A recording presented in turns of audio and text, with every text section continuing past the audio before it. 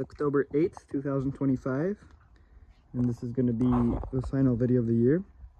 I was out for the last few months because I got a new job dealing with Opuntia cactus, but I'm back now for this week and just going to go over what the land looks like at this moment.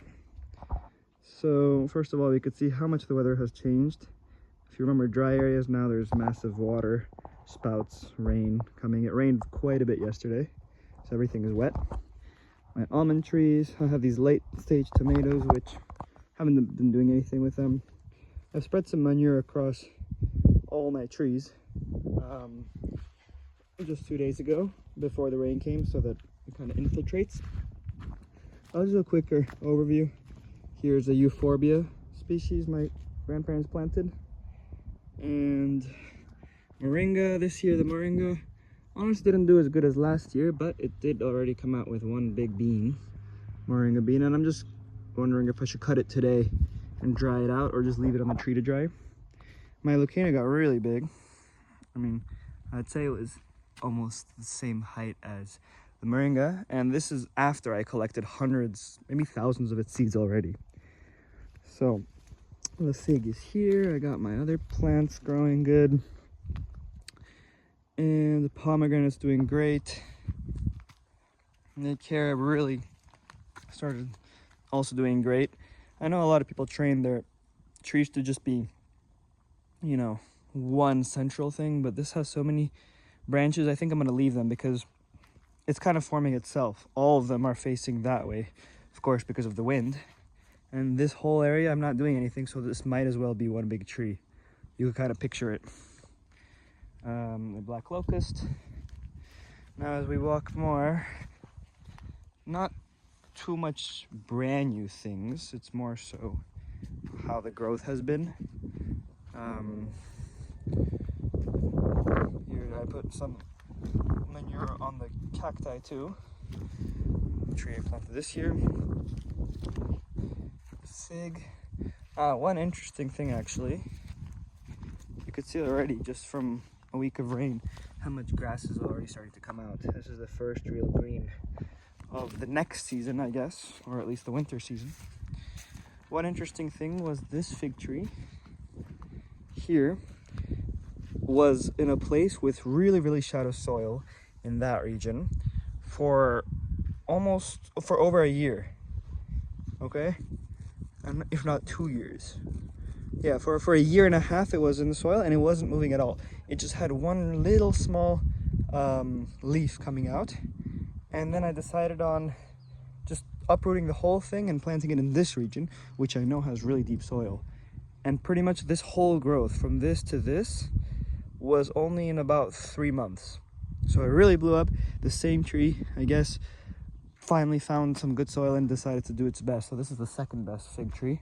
I'll see how it goes. And of course my oak, I built a little wind protector around it because this one's an important one, and this is seasonal, as people say, so the leaves are going to fall now, but I think it's going to get even better next year. Also, I collected some olives this year for the first time, and tried making olive oil with this oil press that I bought, and that stained all my fingers. So that's why my fingers are like this, in case you saw it on the video. And my pergola, it's kind of a mess, but more or less because I never ended up building the pergola, but it's kind of ready to be built. Again, the tubes are here and these have gone everywhere. So I think it's just a matter of moving the branches in the correct area. My bunker, I've closed it up for the winter. And all this area, of course, is just more oak trees, if you remember. Here's a nice almond, actually. Surprisingly, these almonds are doing good for no particular reason. And I'll just show you one last thing. Again, I hope. Yesterday it rained quite a bit and I collected 2,000 liters in my water tank. This next year I'm going to be coming back in April because of my new job. I'll be going to South Africa soon, in about 2 weeks. But you can see the cactus as of this year these are this year's growth. So all of these were planted just in May.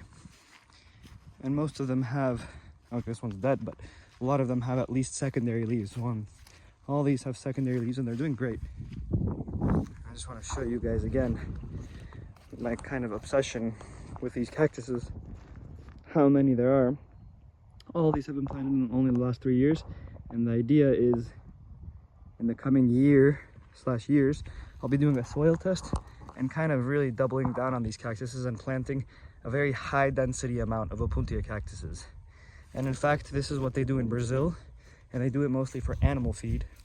And I'll be doing it down here too, because cactuses like these raise the carrying capacity of the land significantly. Meaning, if this here can maintain, just by me doing nothing, just regular vegetation can maintain, let's say, if my entire land can maintain 4 goats for 1 year, that's about the estimation I made, by planting cactuses high density and planting them here, and as you know they're perennial, I could honestly perhaps support about 40 goats. So it's a 10x increase, which is significant. But I'm not going to be doing 40 goats, but I do want surplus, because besides just being good for animal feed if I have animals in the future, they're also just great for future projects. For example, making the soil more moist. And so in the future, if I do have high density, I'll just be planting trees, let's say in front of them or amongst them here, and they won't really be interfering with the trees because the trees have deep roots while these have shallow roots, so they're actually not competing for the same moisture levels. And that's the idea. And now we've got to this section with three-year-old cactuses, and you can see these are doing way better, even though I know they could be doing even better. I just haven't taken care of them that much, but now I will. And ideally next year I think I'll be starting to propagate them with my own cactuses. So all these, for instance, this one, every single leaf, 1, 2, 3, 4, 5, 6, 7, 8, all 8 of them will be planted in a higher density.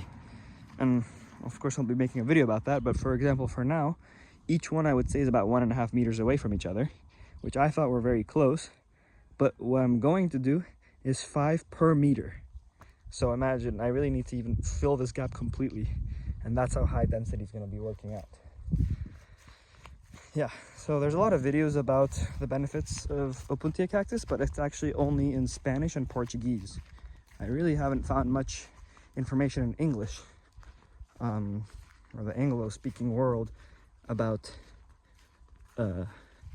using cactus like this for feed, but the Mexicans and the Brazilians love it. This is my loquat tree. Not doing great, but of course it's still alive. And let's see if this survives the winter. This, unfortunately, I kind of rushed planting it because I had to go when I planted it, but it's not in the best spot. It should have been a bit more here, which is where the wind gets blocked by the olive tree, but I put it just a bit to the right, which I think is actually worse than having put it in the thing, because the wind now acts almost like a wind tunnel and really strip it down. But you live and you learn. And yeah, you can see how the olives are drying up now. That's normal. And that's it. One thing though is my lemon tree here. It's a bit of a mess here because I have to clean up, but my lemon tree here has had these 4 lemons like this exactly for the last 5 months. They look like this. I don't know what that's about, but if anyone knows, comment. And this is what filled up with 2,000 liters yesterday. And oh yeah, my lemongrass is doing great. Smells amazing. And this little region. That's it.